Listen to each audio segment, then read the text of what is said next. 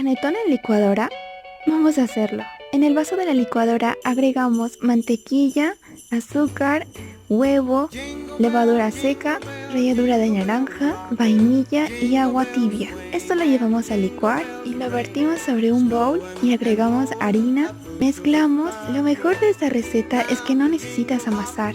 Lo dejamos reposar por 1 hora, bien tapadita. Le agregamos chocolates. Ustedes pueden agregarle pasas o frutas abrillantadas. A mí no me gusta, por eso solo le puse chocolate. Lo mezclamos y lo ponemos sobre el pirotín y lo mandamos a reposar hasta que duplique su volumen.